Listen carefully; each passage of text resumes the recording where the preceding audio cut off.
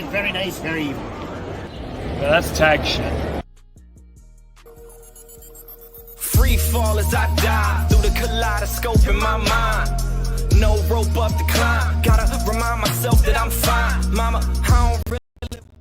What up, ladies and gentlemen of the Tag Nation? It is the Fatal 4-Way of the IWC here to bring this hot tag of course. Let me get to it. That AEW Full Gear that was Saturday night. But just to go ahead and give y'all these introductions for those who may not know, and for the uninitiated, you have the current. Go ahead and show off that beautiful title there. But you have the current who retained his championship with predictions. Mr. Tag in the Bank and current Tag Predictions champions. And forgive me because I've been listening to that Kendrick Lamar all weekend. So to give shout outs, we got Lil Dizzle! That's right. And of course, below me with the Jay White-esque hair flowing, switchblade style, we got the heartthrob of the IWC, Jaeger! And below the champ, we got the Kansas City Chiefs fan himself. Look at it. He is KC'd out. He got the hat. He got the shirt. He got the banner. Like he just KC'd out. And them boys pulled out the dub today. Barely. Hey, listen, them Chiefs, we're not looking good right now, but at least we got the win this week. And also, I am also the Forbidden Door. The Forbidden Door is and he's also the Forbidden Door. All of them good things. We got that boy, Juggernaut. And then, of course, you have myself. You have myself, the one and only, the man of many names, Scooter. All right, gentlemen. Wow. Yeah. Wow. Quite dangerous. Once again, the amount of times that I've been listening to GNX this past weekend is crazy. Mustard. All right, gentlemen. AEW Full Gear. Before we get into the ins and outs of everything, how we feeling about the PPV altogether? How we feeling? You know what? I'm gonna wait. I'm gonna wait because I'm gonna have to go on a bit of a tangent. So okay, well, you know what? Well, since we're gonna wait until we get into it, we're gonna go ahead and do it. We're gonna fly through it. 0 hour, match 1, Anna Jay, Deonna Purrazzo. Anna Jay gets the dub. Good for her. I am still wondering what's up with the booking in AEW, especially with the women. I don't understand this whole stop-start shit. But yeah, congrats to Anna Jay. Big dubs. Next up, Fatal 4-Way, Dante Martin versus Commander versus Buddy Matthews versus Beats Mortos. Buddy Matthews gets the dub. Oh, brother. I did not know what in the fuck was happening this whole time with this thing until I recently saw it on the internet. But we had Big Boom AJ versus QT Marshall. Big Boom AJ wins. Thank you, Excalibur, for also telling me who Big Boom AJ and Big Justice and the Rizzler and all that shit was. But hey, I'm gonna just say this before we get to the main card.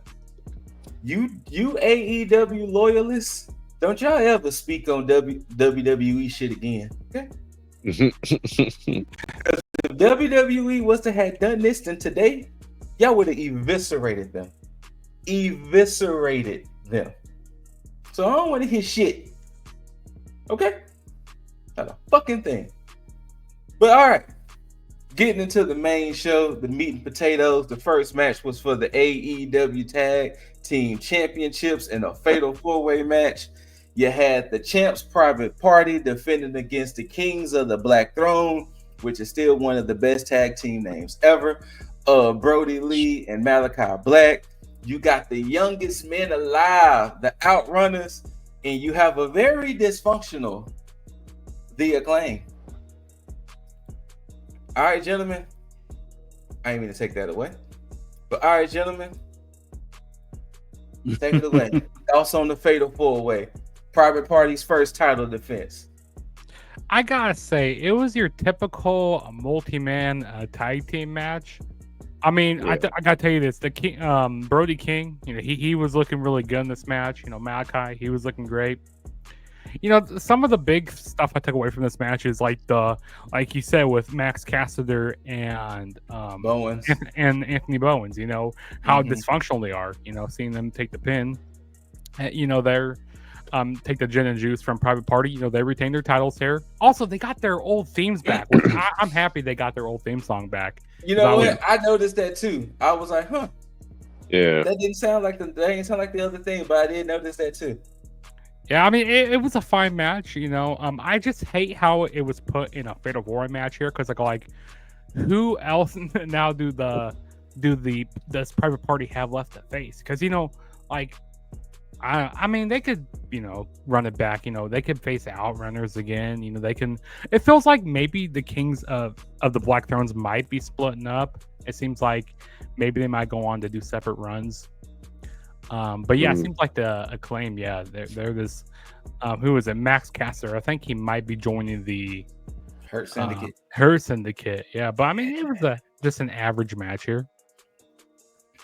I mean, just said it best. Unless y'all got something else, he said it best. No, he pretty much covered everything. I think spot on. The main thing about it is that the match itself was necessary for Private Party, but the match as a whole was completely unnecessary. I mean, it progressed the Acclaim story a little bit. I do not give a shit about the Acclaim's story because the thing is, this goes to that start-stop shit that continues to happen because you played on it before, left it alone, reset, went back to everything being okay, and then now you're back at it again, where you've had plenty of moments where you could have easily just pulled the trigger on it and then done it. But the problem, and you know what? I'm just gonna do it now. Here's the issue. The issue with AEW. The issue with AEW is that thank you, Loki. Thank you, Loki. The issue with AEW is the fact that they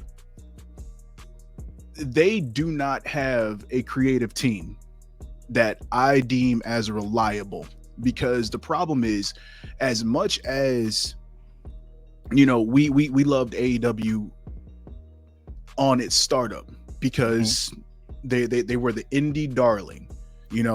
Everybody who enjoyed the indies, everybody who enjoyed either New Japan, Ring of Honor, GCW to an extent, anything, Rev Pro, if we take it that MLW, all of them. Everybody knows that all of these wrestlers can go in the ring. There is no question. We understand that. The problem here is when AEW made the decision to basically go mainstream and compete with WWE, you can't just compete on an in-ring level, because at a certain point, you're going to have to come with something extra to the table. Because the thing is, if everybody in the industry can go, what do you have that's going to make you stand out? And here's the problem. When AEW came into play, everybody was looking for something different, an alternative to the mainstream, and that's because WWE had Vince McMahon to deal with. And now that you have Triple H, who was basically kicking AEW's ass with NXT Black and Gold, mind you, now Triple H is helming the main show.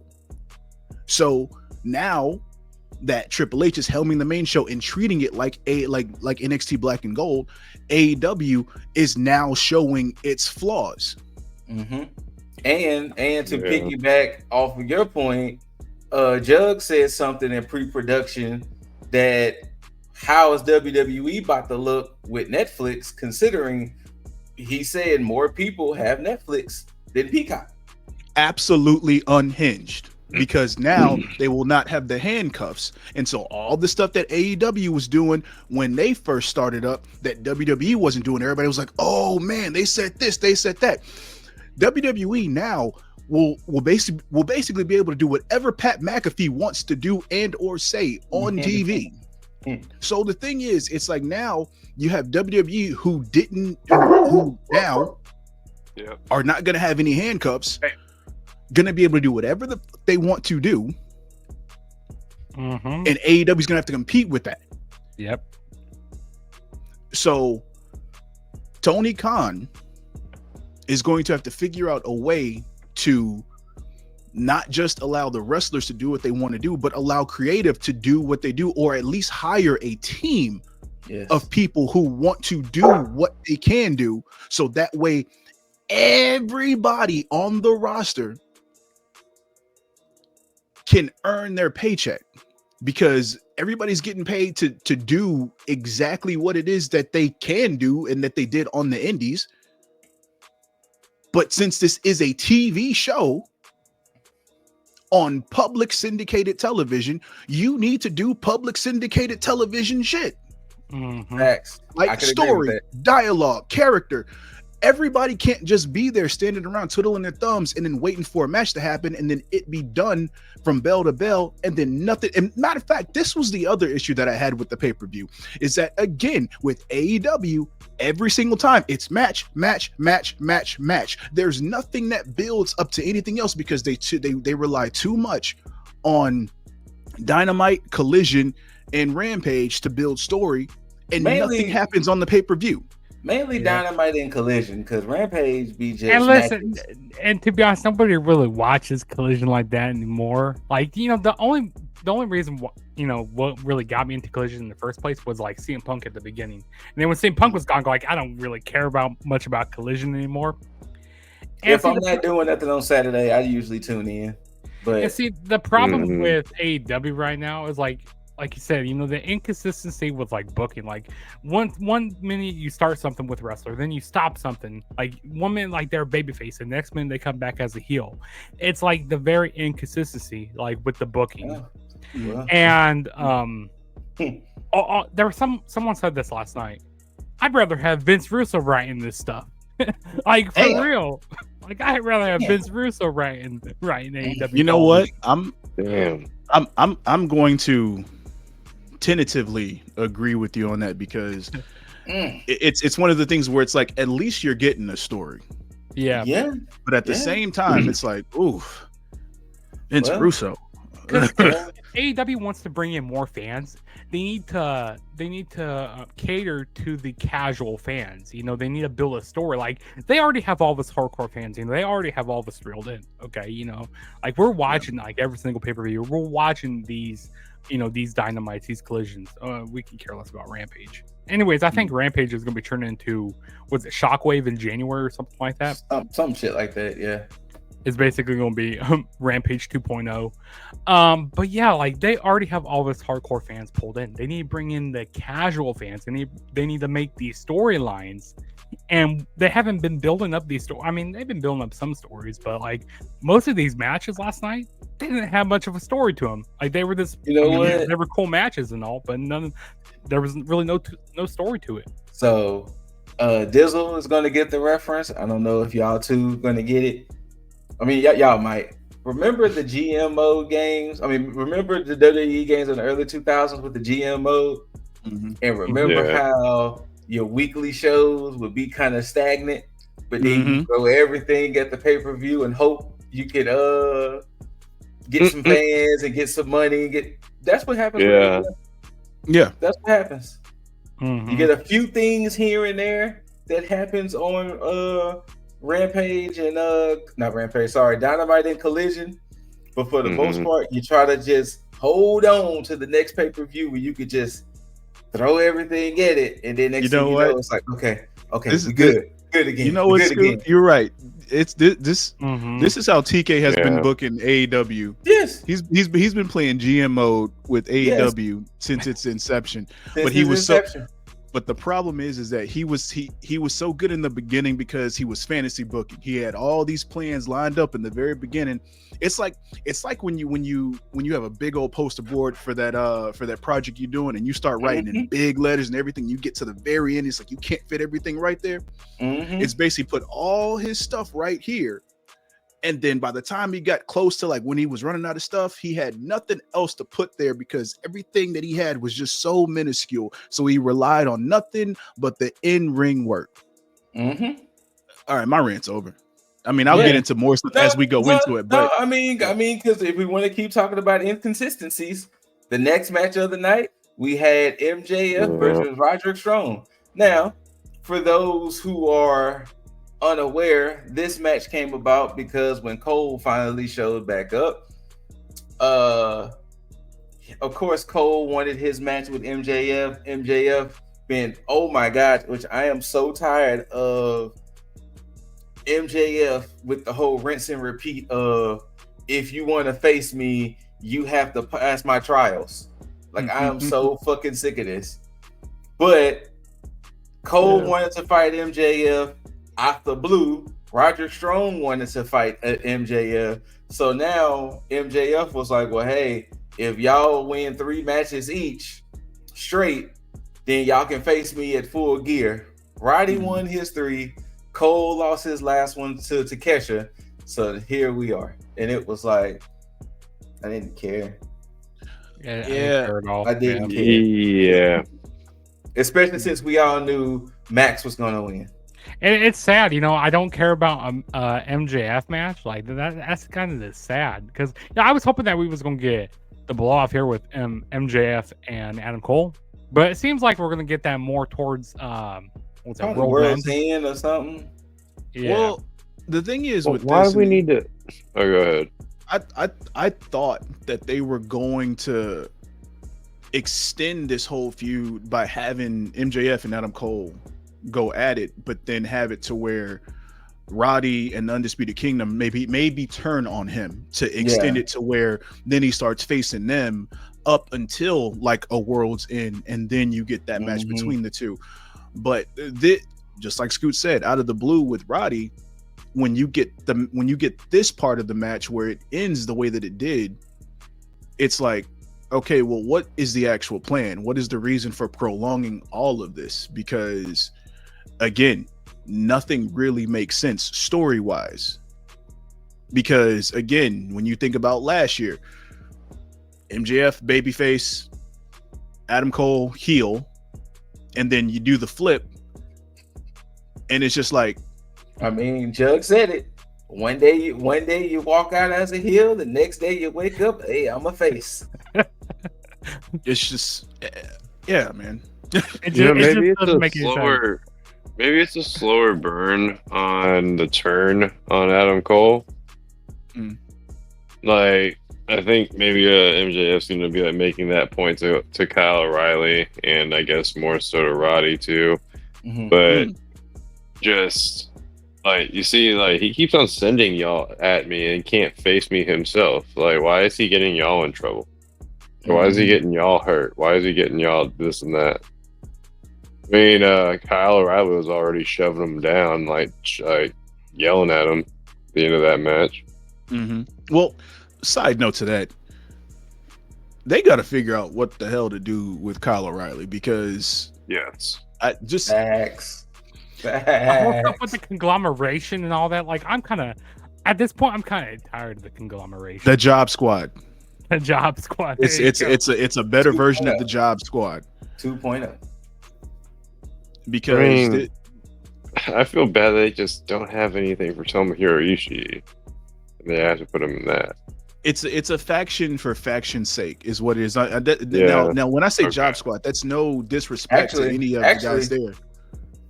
They're more of the union. You know what? Yes. They're more of the union. They are more of the union, because the union made sense but didn't make sense. So, and also this benefits Mark Briscoe more than it does, and like really anybody else in this whole faction. To be honest, it benefits Mark Briscoe. It benefits him because you can tell he's, unfortunately, due to circumstances, rest in peace, Jay, he's getting used to being on his own, but he was always had his brother. So now he still has people to play off of. But at the end of the day, that's the only person who's really shining from this group is Mark, because of his promo skills and things like that. But otherwise, that's a true point. I mean, and Cassidy to an extent. And Cassidy was gonna be Cassidy. Like you know what? Cassidy That's right. with anybody. Like Cassidy could have been with Dark Order at this point, and he still would have been Cassidy. Sorry, Dark Order. But MJF gets the dub. He attacks Roddy. People pissed off at Cole. And there you go. Speaking of more inconsistencies with weird booking, the next match for the TBS Championship, you have the champ Mercedes Moné defending against Chris Statlander. And I do ask you, gentlemen, what the fuck was the point of Statlander turning on Whitlow for 2 months later to become a good guy? All right, I'm gonna tell you what the point was. This is the only time I'm gonna give Stokely some props. Oh shit. Wait, Stat. This is a monumental. Hey, yo, Stat. Stokely got you dressing right. Facts. So that was that was the point of that was the point. That was the point, because that's why it was a quick turnaround. You know, you had to go in, strip all that original alien stuff off, and then she came back as Chris Stat. Gotta say it with some bass in your voice. Yeah, you gotta say it with some bass now. So but now back to this match though. I don't know what the storyline point of any of the BS with Stokely was, because for her to get, now you know what, we're just gonna keep coining this shit. Thanks, Jugs. She had woke up a heel, went back to sleep, woke up a babyface, and decided to pick a fight with Camille, that then transitioned to a fight with Mercedes. The storyline for this was that's basically what happened. Yeah. complete trash. Complete trash of a storyline. Mm-hmm. Now, and this is where you start to see the mistakes of just how good WWE is at masking certain things, because we all know, and Mercedes, love you, still very fantastic of an in-ring performer, but oh man, your promo skills are just dumpster juice. Dumpster juice. Again, yeah, it's bad. No disrespect in any way, shape, or form. But as an avid watcher of professional wrestling since the age of, I would say, 7, I'm able to notice these things from seeing it for so long.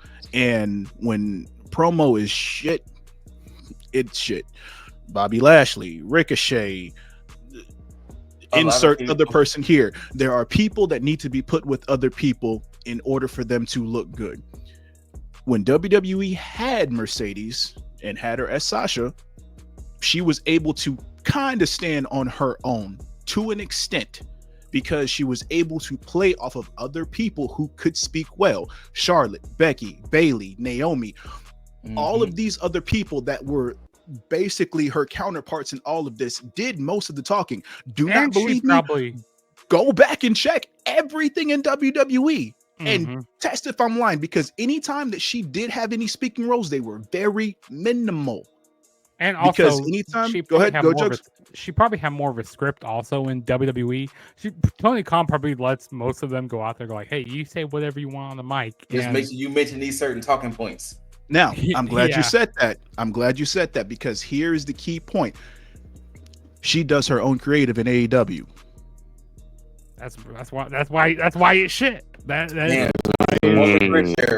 Now, is the presentation okay? Absolutely. Does she look fine? Absolutely. Is she good in the ring? Absolutely. The only problem is when you sit there and you give her 10 minutes on the mic by herself. What? Hey, That's rough. hey, The drizzling hey. hits. For all for those who've been listening to the Kendrick album, what did he say? Turn the TV off. Turn the TV off. And this is one of the only reasons why she's getting so much heat is because, again, AEW is showing a lot of its flaws, and so when you allow certain things to happen without anybody micromanaging certain things, you end up showing your ass. And this is one of the situations here. So if nobody knows why Mercedes is getting a bunch of heat, this is why. Yeah. Mm-hmm. Yeah. Now look at it like this, the comparison. Think about everything. Anytime you saw her doing stuff in Japan when she left WWE, she was getting praised up and down. Do you want to know why, people? I will answer that for you. It's because they never once showed her just talking and doing promos. Anytime you saw her, she was doing in-ring stuff. Mm-hmm. Yeah. But now, the good stuff. This match was fantastic. Yeah. You know what?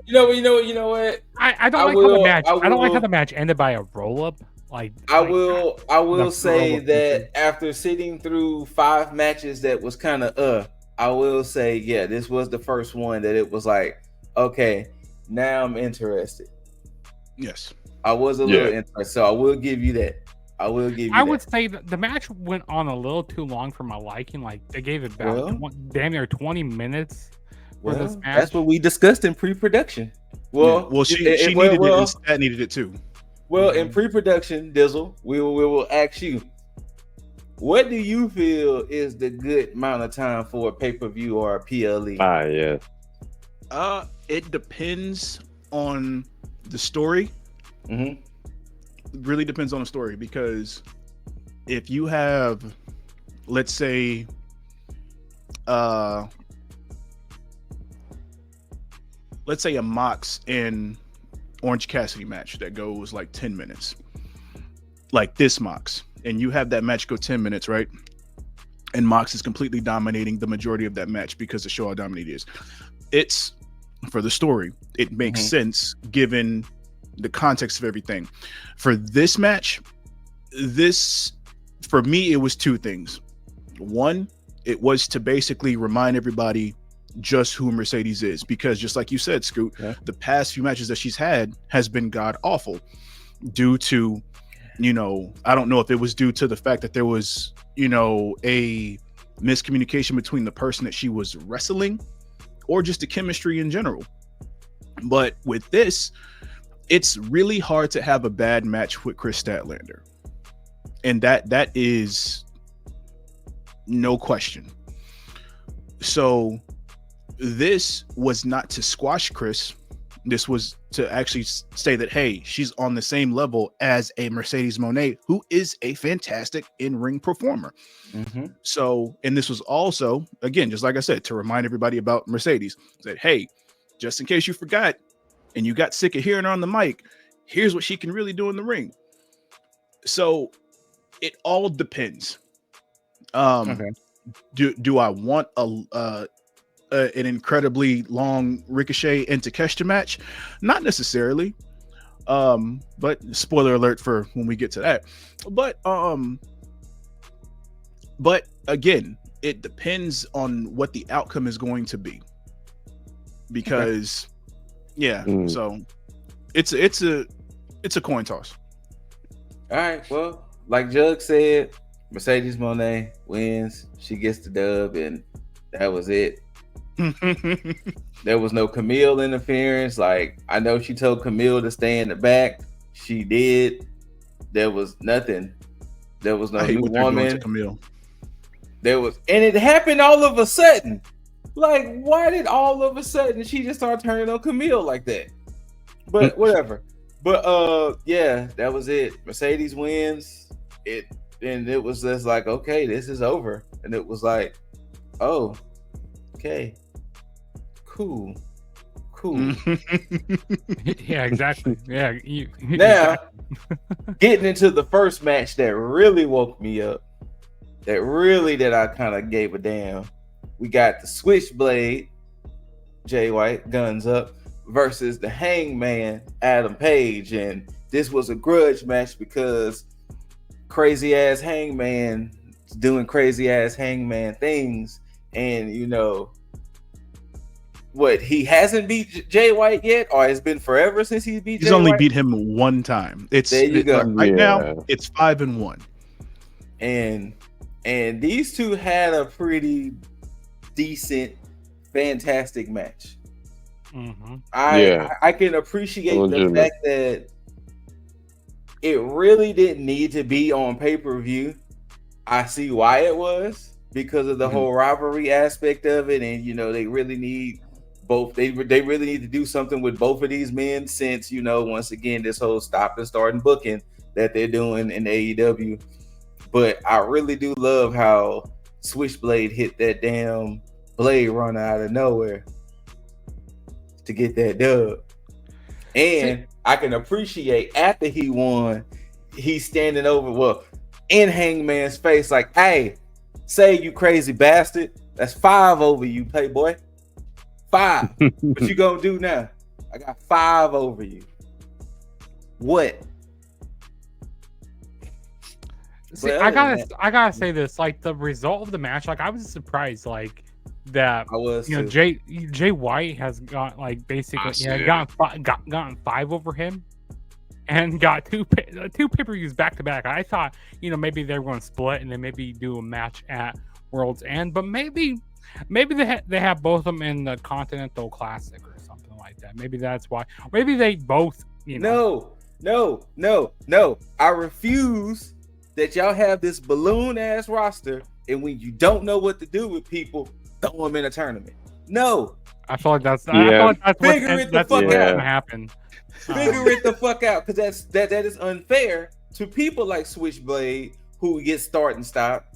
Mm-hmm. Hangman burned down a man's fucking house, and look at what's happening. But then again, like what we saw at the end of the night, I don't know. So maybe he's not in the. Maybe these guys aren't in the tournament. I'm just saying, but to your credit, it could also be a thing too. Mm-hmm. But I don't know. Like I said, this booking is very on that roster. Like I said, this booking is very inconsistent. You know, like you think they're going in a certain direction, and Tony Khan goes like, "Nah, we changing it here." Like you just don't know what Tony Khan's gonna go with on a day-to-day basis. He's just a step ahead of us at all times, you know. I mean, I just don't get why this match even occurred. Like, why?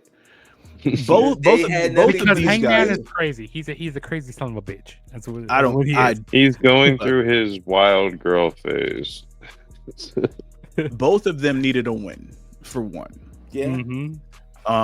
They do, because you can't, like, Hangman was in a blood feud, went to the Extreme, won the match, and nothing. And then after that, you just like I say, like you said, start and stop. That's what it is. Yes. And then Jay White comes back. Now, granted, rightful win over Hangman. I don't think that was the right call, because I don't think that should have been the match. Just like I don't think that this should have been the match. I'm gonna get to that part in the end, because there's a lot of things you can do with a lot of people in this roster, and it's just this roster has not been fleshed out the way that it should be, the way that it used to be, and it annoys me. They bring in a lot of these ex WWE people. Okay, so they lose like their first match, and then bam, you don't see them for a few weeks, and then they end up like on Collision or Rampage, and then they don't do nothing with them. And it's like, no, you know how they treat this roster? They treat this roster like their goddamn ranking system. Absolutely. The ranking system is absolutely, because it was here, it seemed cool, it left, and then all of a sudden it came back for a split second and then disappeared again. Yeah. Man, inconsistency. I'm you know what? I'm just gonna. You know what? The sad thing is that the ranking system actually should be a helpful way to control the way your storytelling goes too, and kind of make it you think easier it would for be, you. but Facts. Tony Khan doesn't understand. So, like, how are you having a harder time? Like, the ranking system's going to tell you, okay, well, now we got to come up with some kind of a storyline between these characters because this person's going to obviously want the belt. Or, like, are they going to get screwed over by the number 3 to become the new number 2? Like, it's... Well, you know what? It's not Jaeger, that hard of... Yeah, it's not you that know hard what? We're going to put a pin in that, and we're going to get to it after we talk about the main event. Because I have some things to piggyback off of what you said with the ranking system and the people, especially Switchblade, Jay White, and dealing with the main event scene and everything too. But all right, I'm pretty sure I can possibly speak for everybody here.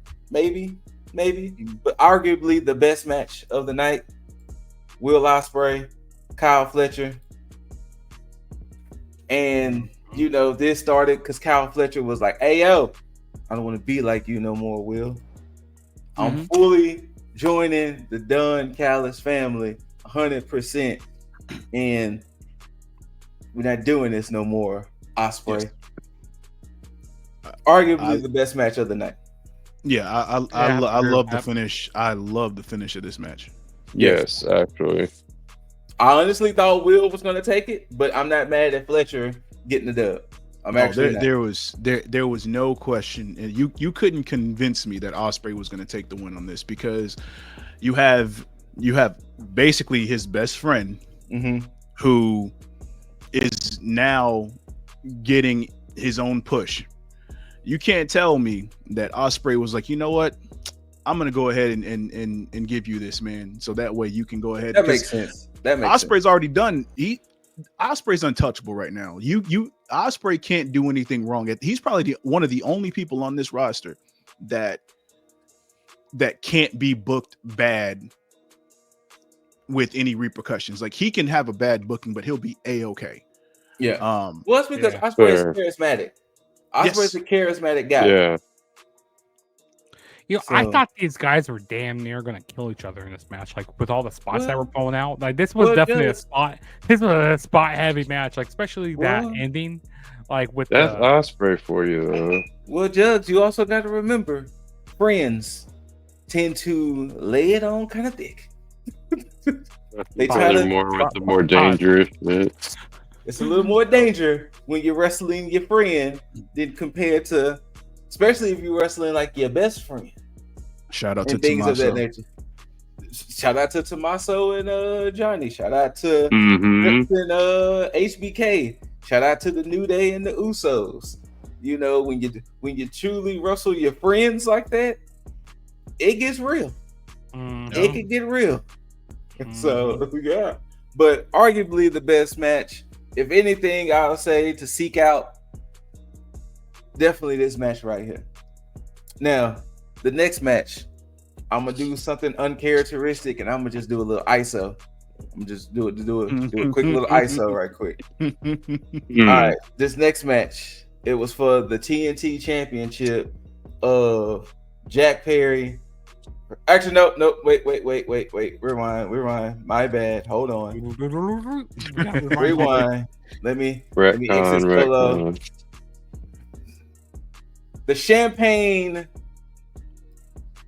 Championship celebration was next.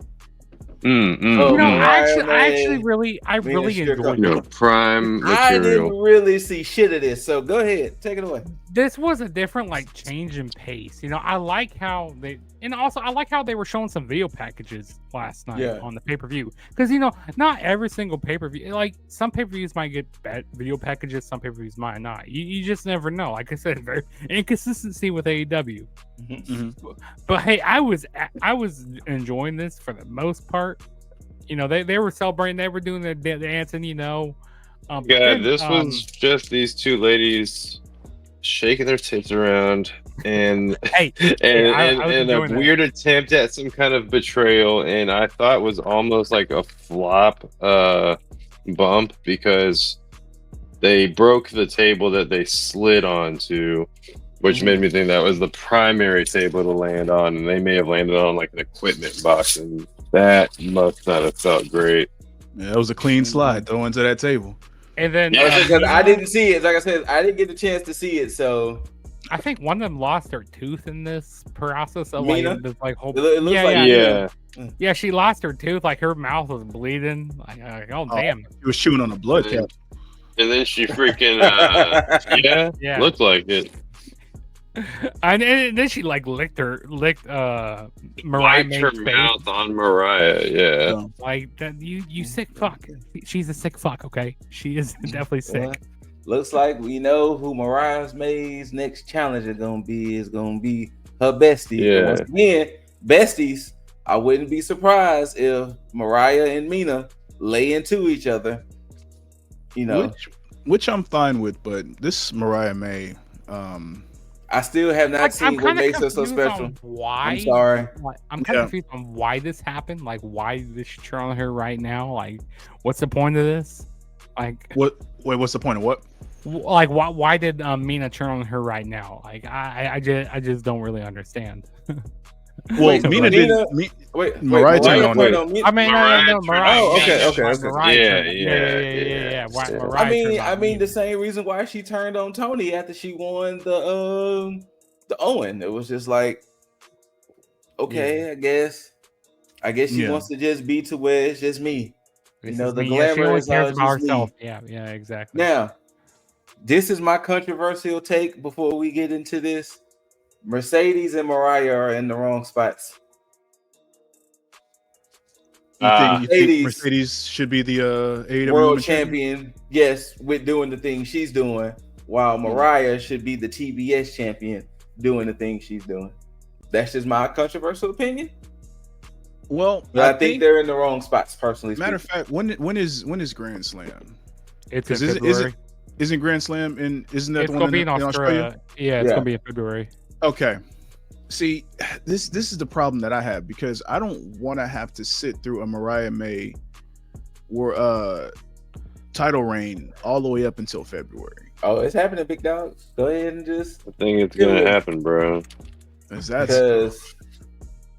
what, Grand Slam was what, February 15th or something like that? Yeah, the day after Valentine's Day. Yeah, so you gonna have to go ahead. Yep, because Saturday, February 15th. Yep. So yeah, you're gonna have to go ahead and just buckle in. Ugh, but so shout out to my brother Tyke B. He was talking about how he's a fan of Mariah because of the stuff she's seen. I haven't done the research and science to go back and look at previous Mariah things. If I'm looking at her presentation of since she's been in AEW, I don't see it. Well, that's the thing. I don't see it. Everybody can look good outside of AEW, but if they get there, just like the same thing with Mercedes, and you allow certain things to happen, then you pretty much just dilute everything that was good about them previously. Also, this women's division has been booked like shit. Like, man, dumpster juice. And that's funny because that our very first when we were doing this on the audio podcast, our first show was the women's division. The issue with the booking of the women's division in AEW. And see, it got better for a little while, and then it gets worse, and then it gets better for a little bit. It's like I said, the inconsistency with AEW. TK, I hope TK needs to be listening to our podcast. You know, like, we want to see AEW do good. We want to see, you know, the alternative to WWE do good. I'm almost certain that TK listens to everybody's podcast. But yeah, exactly. But like this kind of looks like early 2000s WCW right now. This is what it's looking like. Oh no! Oh, I've been saying that this has been a mixture of WCW and Impact when Hogan joined. Yeah. This has been all of that. It's crazy because I barely remember the women's division during that time in Impact. I barely remember it. Oof. Because it was damn near not existing. But that was the championship. Well, sorry, the champagne celebration. But now I'm gonna get to this ISO right quick because I gotta address something. The next match on the card, the TNT Championship of the Scapegoat Jack Perry versus Daniel Garcia. Look here. Matter of fact, I'm gonna get the mic. Look here. Oh, he's getting the microphone. It's the game. Look, I'm gonna borrow some things from Vince Staples when he was on the Joe Budden podcast. Jack Perry, you are a good boy. Your mama raised a good boy. You are a bitch. Just be a bitch. It's fine. There's nothing wrong with being a bitch. And I'm not discounting your wrestling skills. I'm just counting your presentation. You have the least amount of aura as a villain I have ever seen in my wrestling watching life. God damn. Nothing you've done as a bad guy has seen the best thing you done as a bad guy was that championship, right? I knew you were about to say that. That's the best thing you have done. Go back to Jungle Boy. At least I enjoyed Jungle Boy. And you riding on Luchasaurus. At least I enjoyed that. Wow. But this with the beard and trying to be cool and all, you have no aura as a heel. I'm sorry. I am so sorry. I really do not see it for you as a heel. No. You are one of the worst heels. You are the guy who is trying to be cool, and I do not like any of this. Nothing you done as a heel was making me like, damn, Jack Perry is actually kind of cool. You have been the first person. You know how they be having them stats? You are the one heel that has been the worst good guy turned heel. Everybody else who's turned heel had a coolness factor to him, except you. I agree. Wow. Damn. And I have a feeling you're not going to be in that category by yourself, because I'm just speaking for now, and I can go back and resend this.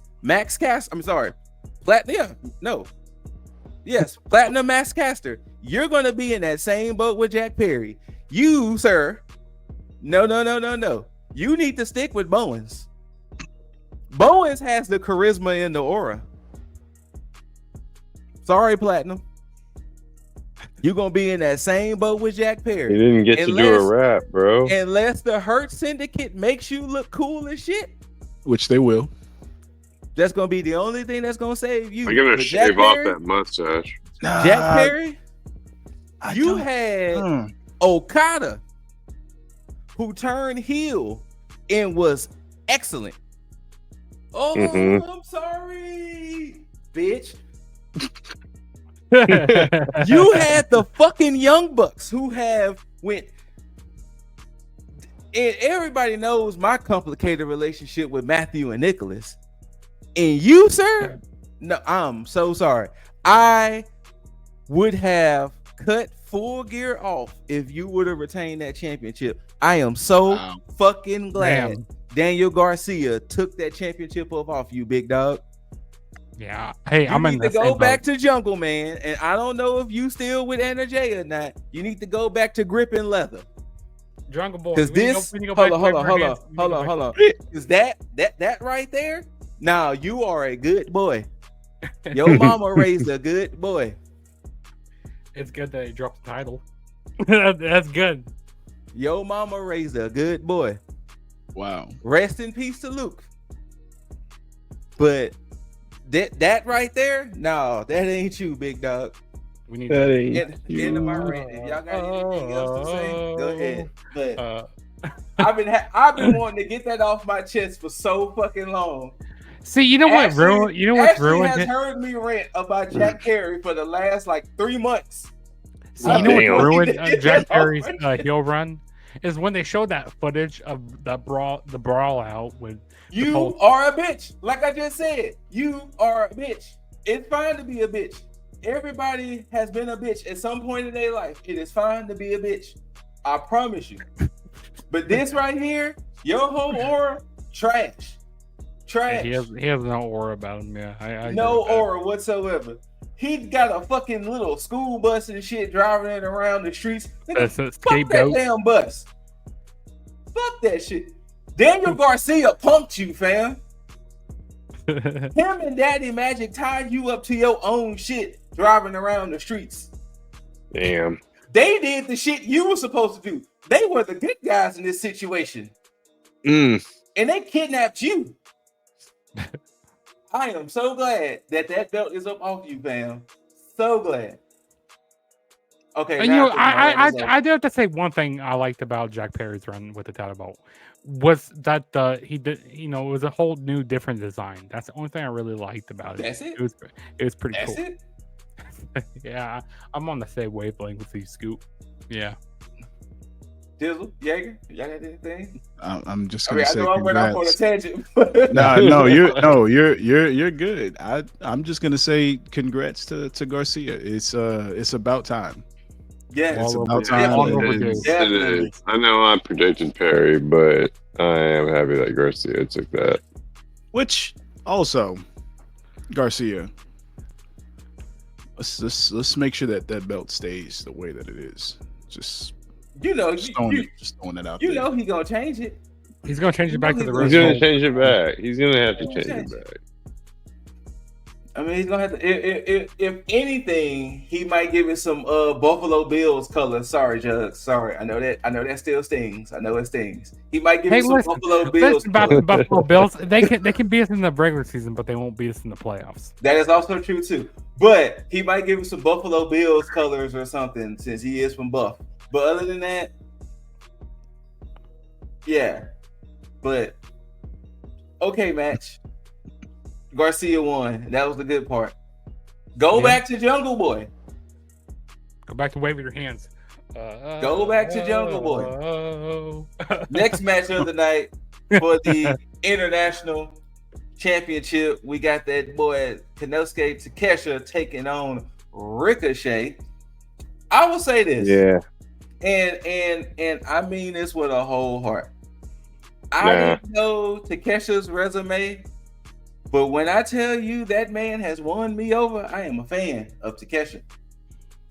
I am a fan. Fair. Me too. Yeah, I am a fan. Hey, Takeshi.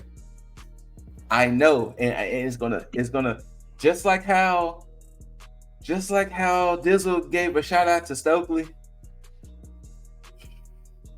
Go ahead. I can appreciate the fact that Don Callis is doing what he's doing. Whoa. Uncle Callis, bro. Sorry. I can appreciate Uncle Callis's presentation of you. He makes you look like a badass. Even when you speak, you ain't even gotta say much because you got that same aura like Shinsuke. Because when Shinsuke be talking, whether it's in English or Japanese, you'd be like, I think that motherfucker gonna kill me. But this is the one time that I will give Uncle Callis his props. And all of that, because his presentation of you, chef's kiss. But now you see, talk on it. Y'all gonna talk on it. All of these predictions, easily I'm sliding to Takeshita every single time. This is why. Yeah, he's been tearing it up as of late. Takeshita, like I love his whole character that is going on right now. Hey, now I listen to the Jim Cornette podcast sometimes. You know what he calls Takeshita? Take a shit. Yeah, take a shit or something like that. take a shit. Like, I kind of figured. Like, I mean, he doesn't like half of this roster. If you brought Jim Cornette in, he will fire most of the roster. Absolutely. Yeah, for sure. Because like I was listening to him recap. What was the last pay-per-view? Wrestle Dream. I was listening to him recap that, and he didn't like most of that show. And it's like, yeah, I understand that Jim Cornette's like an old head, but like, damn. His podcast is pretty entertaining to listen to. Even it's been a while since I listened to it, but yeah, my buddy, he's a big fan of listening to Jim Cornette's podcast, and we were going to Collision one night, and we were listening to the recap of that, and it was hilarious. That boy's stuck in his ways, man. Yeah, I will say this, and this may be controversial too, and I don't care who feelings I hurt. I don't care if there's a response or whatever. Hey, Ricochet, this what you really wanted, big dog? I'm gonna just leave it at that. All right. Well, it's okay. I'll a lot. I'll respond for that because this is probably the only time that AEW is actually doing something right. And like now, granted, this is me speculating because I think I see where things are going. You put Ricochet in this match after him getting the card from MVP. You have him lose with a little bit of shenanigans from Don Callis and stuff like that, and then you have MVP talk to him, being like, hey, if you would have had some backup, this wouldn't have been a problem. But you realize, the strength in numbers, whatever. Look, Ricochet's already been walking around wearing a suit. That is true. He perfectly fine. Yeah, and I said this when he first debuted. I was like, he wearing black and gold, I think. But I was saying that I think it would be him and Swerve that would go to the Hurt Syndicate. Swerve was still questionable, but I was for sure Ricochet is going to be slotted in going to the Hurt Syndicate for sure. Okay. And I think this is one of the pathways for him actually seeing the light, because again, like I said earlier, promo game, Ricochet has gotten better because since he's gotten AEW, the way he's been talking, man, he's been a lot better than he was in WWE. However, still a little rocky. Putting him with MVP, where he doesn't have to talk much, like Shelton doesn't have to talk too much, or Lashley doesn't have to talk too much. You slot him and Shelton in a tag team, give them the belts right away. Clean up Private Party, throw them out, put the titles on Ricochet and Shelton Benjamin. Done. Okay. Done. I can see that. This may be a revisit, but I'm just saying as of now. Yeah. If it doesn't happen, then I'm on Scoot and I'm saying, this is where you want to go. This is where you want to go. Jaeger, Judge, I got anything else to say about Ricochet and Takeshita? I mean, it was a good match. I mean, Ricochet, he got a lot of offense in this match, but ultimately, he came up, ended up short here. Takeshita looked really good too. This was like one of the best matches of the night, maybe behind the Kyle Fletcher and Ospreay match? Yeah, Ospreay match. Yeah, it's like one of the best matches of the night. One of your better matches of the night. I actually had some story to it as well, so it was good.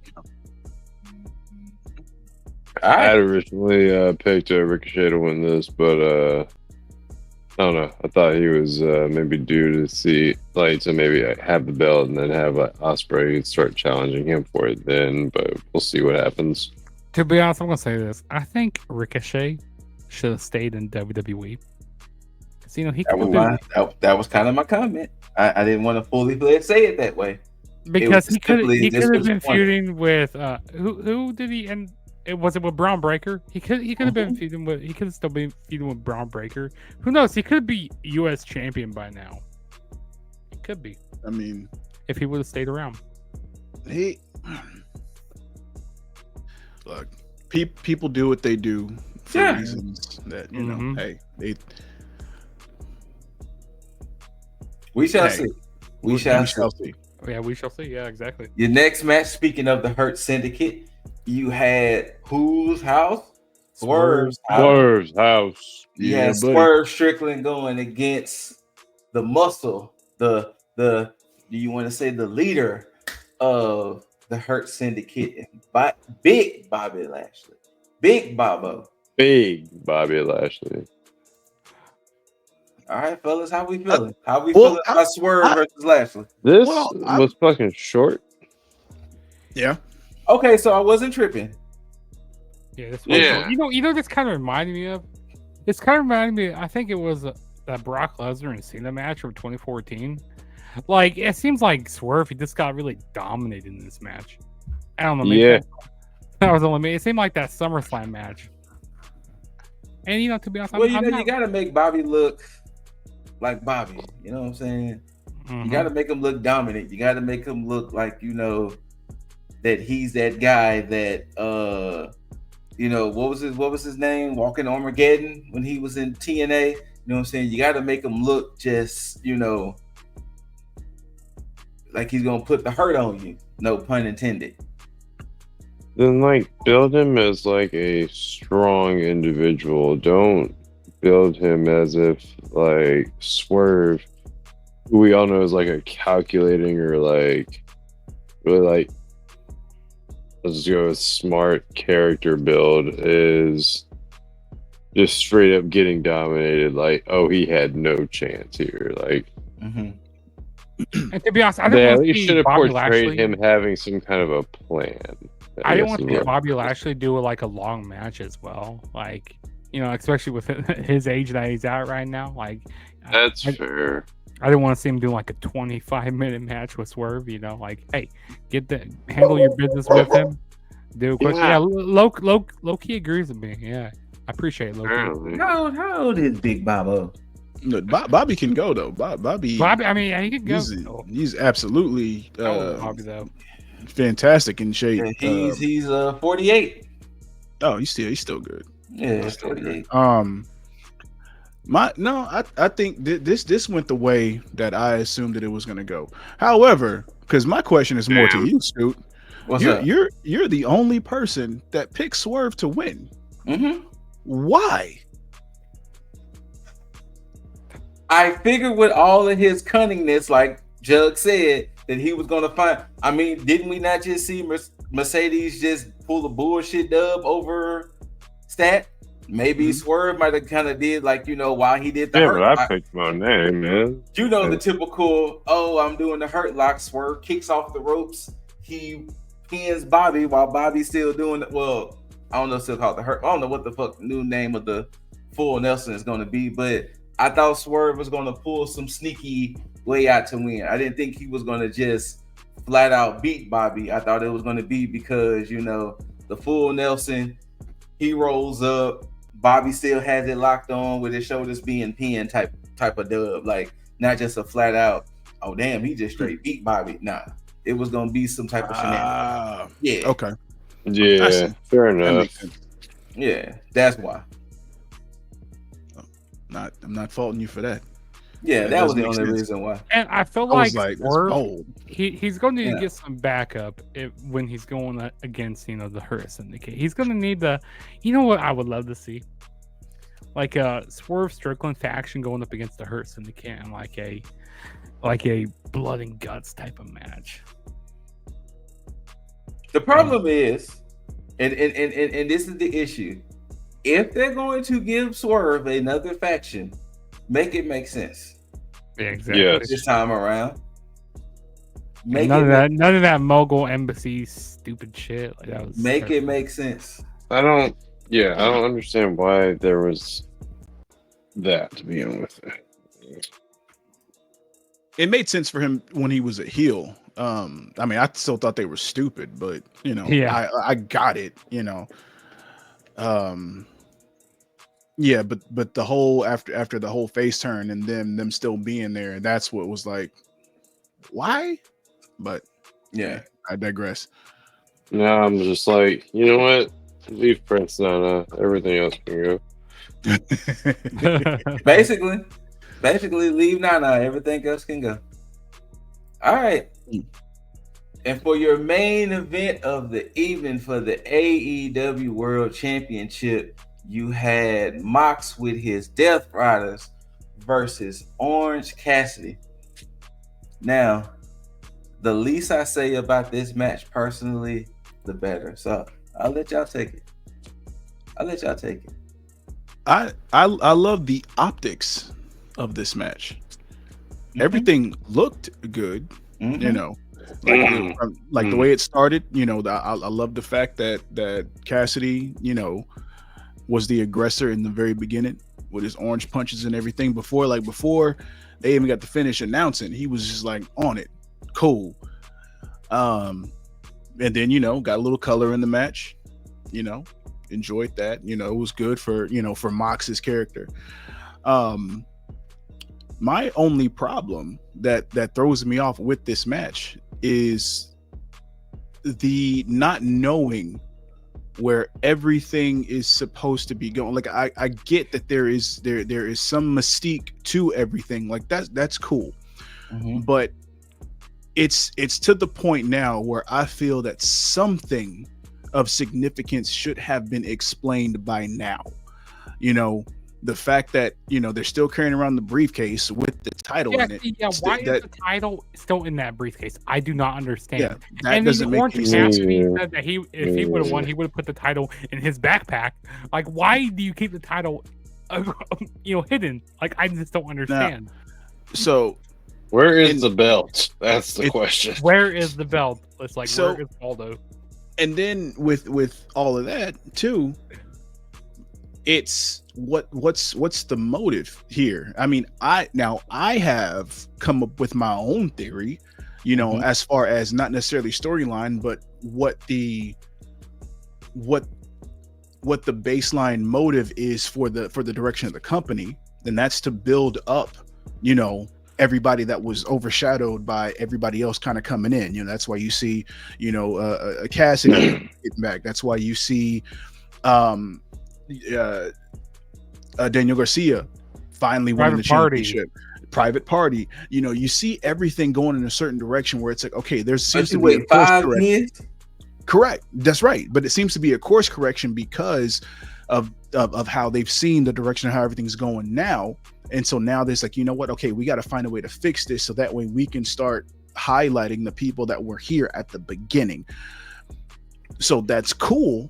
However, what's supposed to be the end game outside of Darby potentially being the person that's going to dethrone Moxley, which, and I'll get to Darby when we get to that god awful confusing ass post match stuff, but that was so fucking confusing, dude. Like, I'm so confused about it.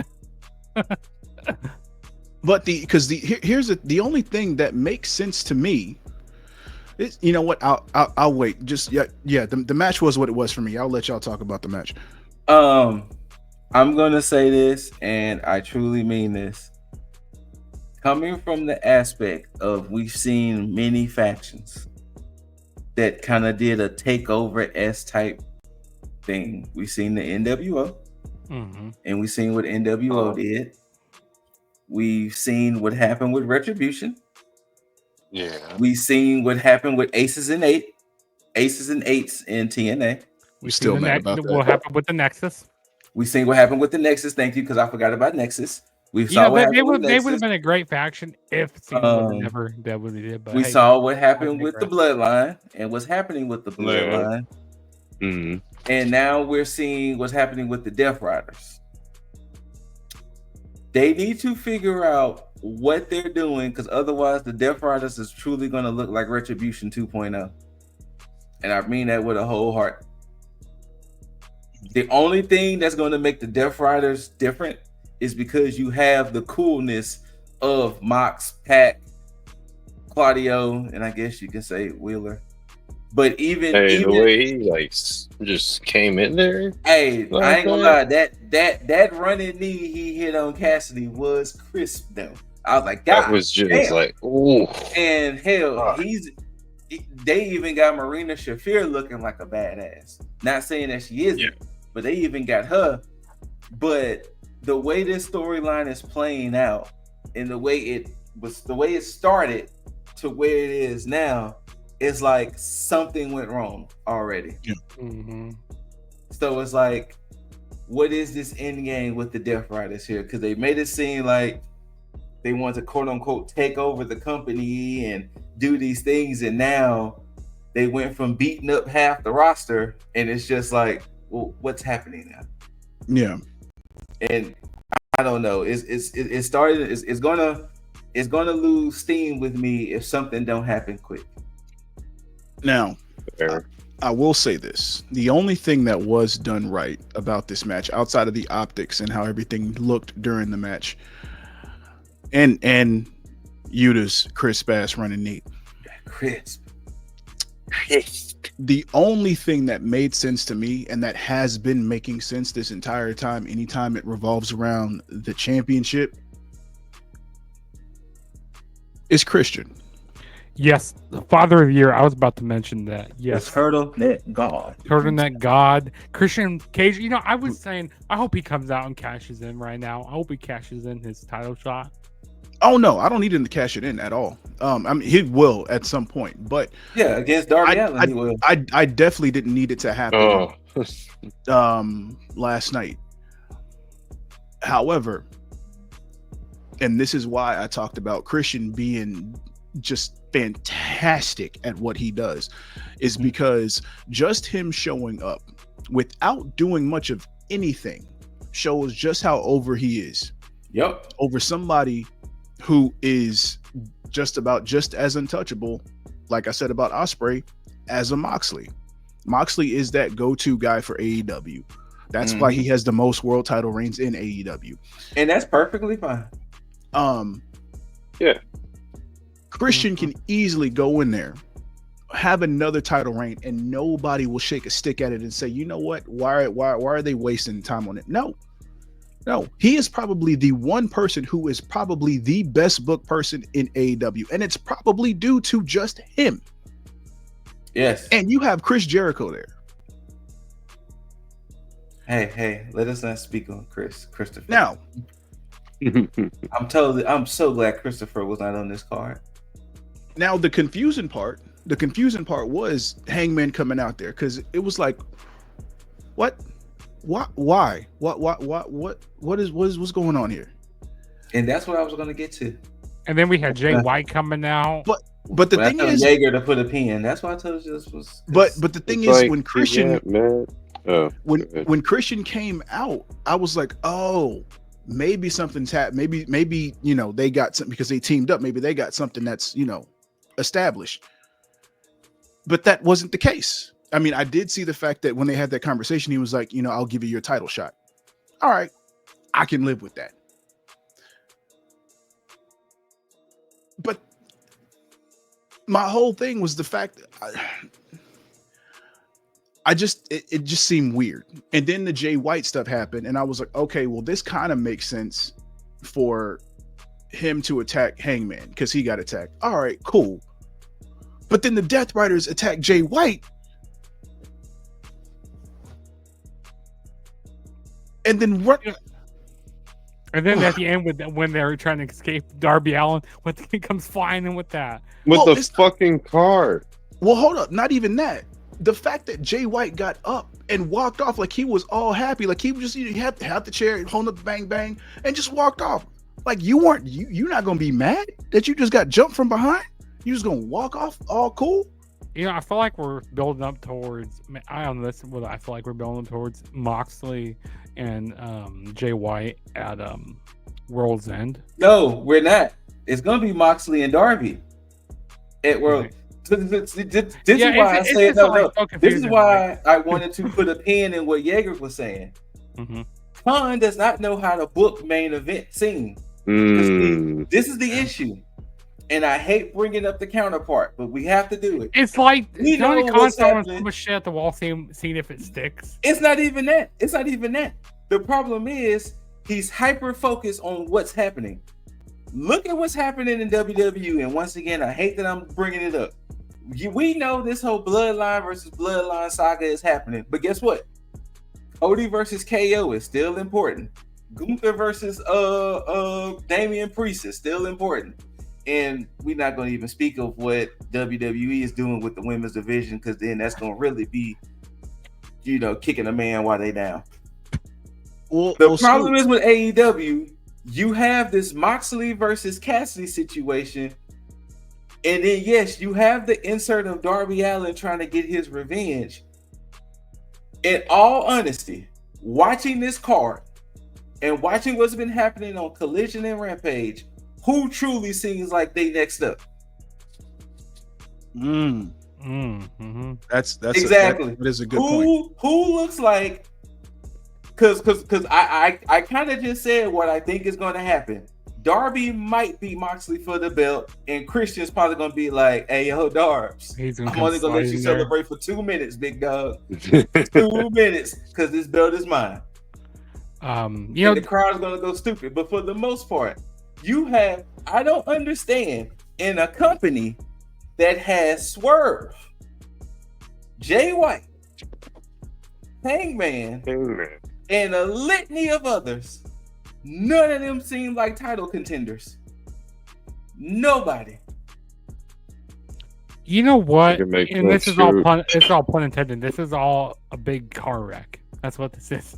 Because if you look at every championship that's happening right now, MJF don't seem like a title contender to shit. Cole don't seem like a title contender. Hell, after this whole Takesha and Ricochet, who's next up for their international championship? Okada hadn't defended that damn Continental Championship. He has to wait on after this damn tournament to figure out who he's going to defend against or whatever hell is going to play out. AEW has a shitty job with booking who's next. Because y'all said it best. Who's the next tag team now? You done just beat Outrunners, Acclaim, and Kings of the Black Throne. Who's the next tag team up? What, FTR again? Yeah, clearly. Who's next up to Daniel Garcia? Now that he has the belt now, what they might run back him and Jack Perry.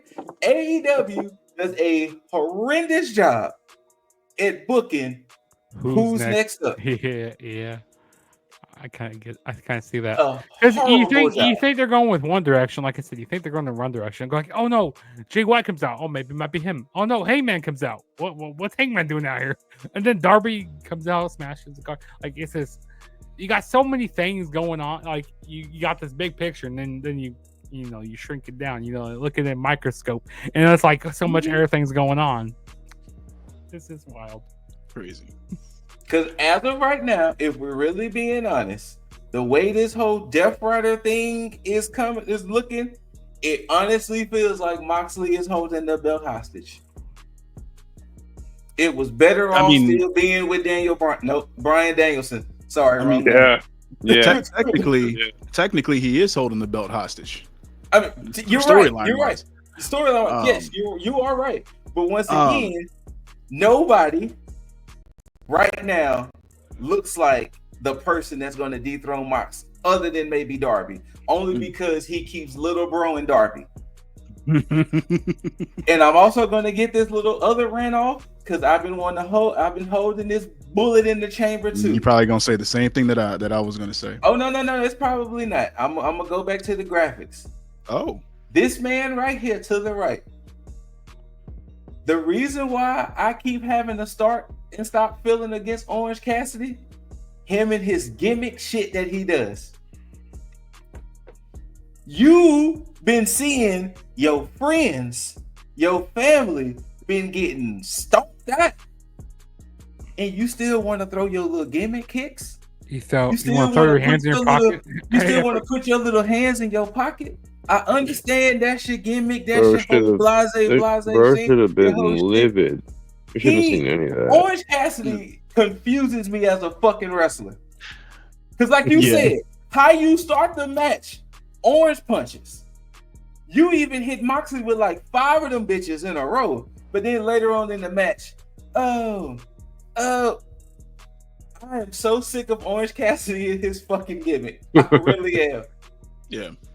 I've been holding that one in the chamber a little long too, other than Jack Perry. Orange Cassidy, I can get behind him at times, and other times it's just like, you know what? This is the reason why. This is the reason why I cannot fuck with Orange full time. Okay. I mean, there's times where Orange Cassidy, he turns it on. He's actually but he still turns it on, but still doing his dumb gimmick shit in the process. Yeah, exactly. I don't understand that. Like, they forced you, in essence, to be in this role. And like Jaeger just said, you should have been livid. This should have been the one match where everybody would have been like, oh shit. Cause look, he's wearing different color scheme. He's wearing all black. He should have been just like a monster against Moxley. They would have been like, wait, this ain't the same Orange Cassidy. He should have been doing orange punches until Moxley stopped him. Like, wait, he ain't got the hands in the pocket. He should have done he's not doing his gimmick kicks that he does. He should have been just literally, instead of the gimmick kicks, he should have been actually, like chopping him down with the kicks to where there's an actual recoil. Yeah. Nah, bro. He should have went out there with pocketless pants Thank you. Jeggings. Yes. Thank you. No pockets. But no, he still wanted to come out there. You know what? He should have And came all out with a whole fuck all new different attire on. He should have came out with some like different tights on. You know, he should have been looking different. But go ahead, Dizzle. You said you had something you wanted. Yeah. It's actually the perfect segue because speaking of motherfuckers going so hard on their gimmicks, Darby.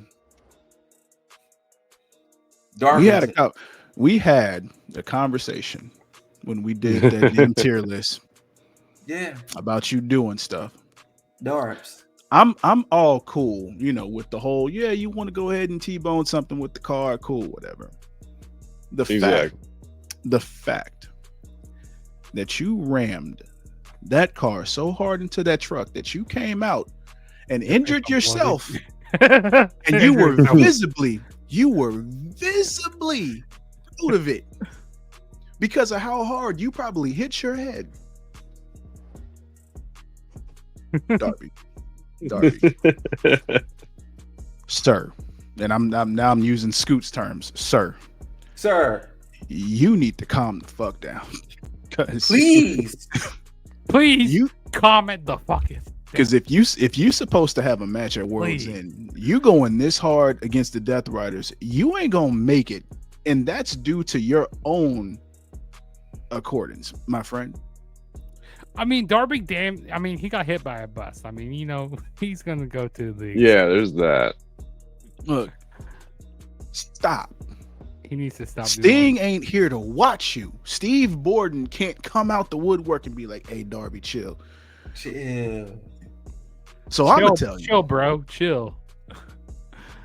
Stop, man. Please stop. Before you kill yourself. Before you... just like how see I can appreciate when real world shit happens and people take real world shit at times and make it a fact. I can appreciate when Switchblade was like, "Hey Darby, I saved your life when I broke your foot because you would have died climbing that mountain, so I saved your life." This shit right here, this whole really truly Daredevil, I'm going crazy shit, it's starting to be like, what was the tier list? I'm delusional for the fans. No, fuck all of that. Yeah. You need to start worrying about Darby Allin now. Yeah, him and Cassie should have switched intensities. Yes. You should have calmed it down, and Cassie should have turned it up. Yeah, exactly. Because I'm not gonna tell y'all, when I tell y'all I was over that match when Cassidy was still doing his little gimmick shit, and it's like, fam, he quote unquote crippled your best friend. He's been running. Him and his Death Riders have been running crazy all over the company. Wednesday fucking night, they duct taped your hands while it was in your pockets. They duct taped you, beat the shit out of you, and you still threw your gimmick kicks. What the fuck is happening? Like, seriously, like, I get it. I've been a wrestling fan long enough. I get gimmicks. I get what makes the crowd go. But there are times when we see wrestlers drop who they are and have a match. This would have been the time to do that. I promise you, nobody would have turned on Orange Cassidy if this was the match where he was like, fuck all the gimmick shit. I'm going after people would have looked at him like, oh fuck, he's pissed. There's no hands in the pocket. There's no gimmick kicks. There's no I'm from wherever, when, whatever. None of that shit. If he would have went in there and was like legit, actually set a city and wait.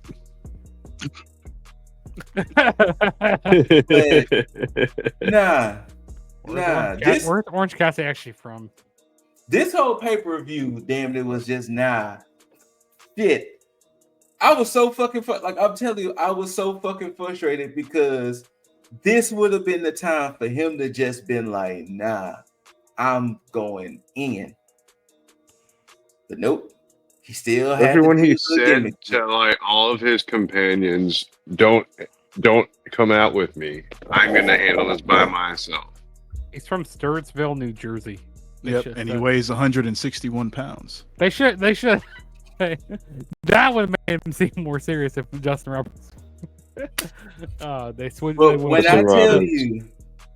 I tell you that this probably, as of now, and this is just me, I know this has truly turned me off from Orange Cassidy for a while.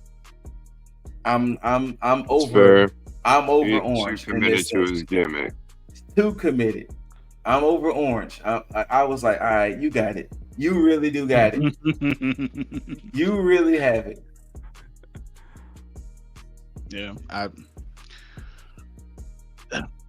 and we see this match so many times with Orange Cassidy and Moxley. It's like nothing is new with this. Nothing is new at all.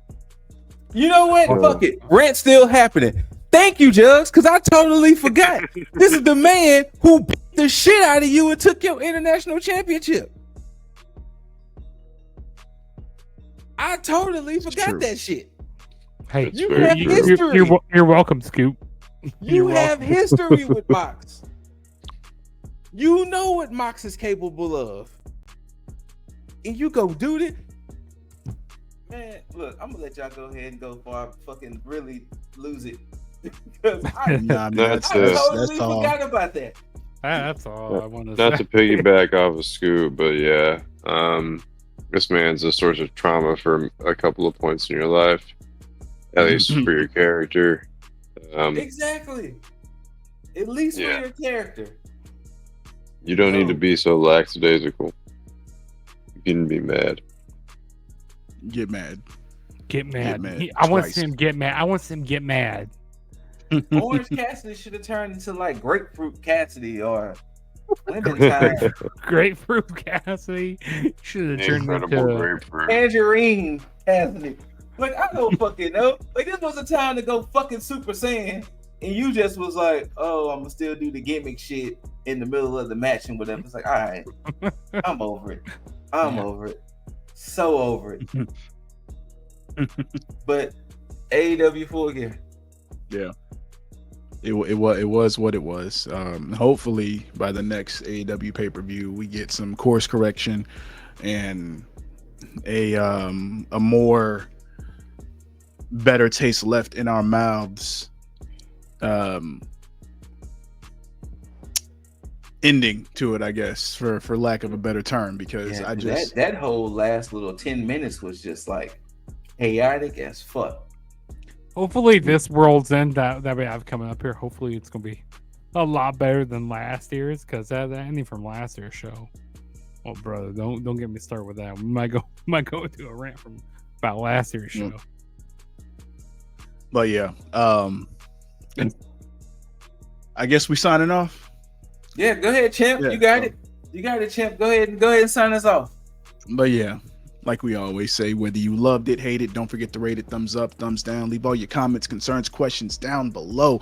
If you also have had something to say about said show, please leave that down and go ahead and rant with us, because I'm pretty sure we are not the only ones that feel this way. So I'm going to go ahead first before I even get into the rest of the sign up and just warm this bad boy up, because it's been holding this title this whole time and I just feel like I need to get that too sweet off real quick with the good bada bam. Now, for those of you all listening, watching, make sure to tag that subscribe button, tag that notification bell, tag that like button, so that way we get all that nice little interaction and everybody can see that you're going ahead and helping us grow as a channel here. But as always, until you see these handsome faces and hear these immaculate voices, we bid you all adieu. And until next time, you beautiful, beautiful, beautiful, beautiful mother effers, tag the fucketh out.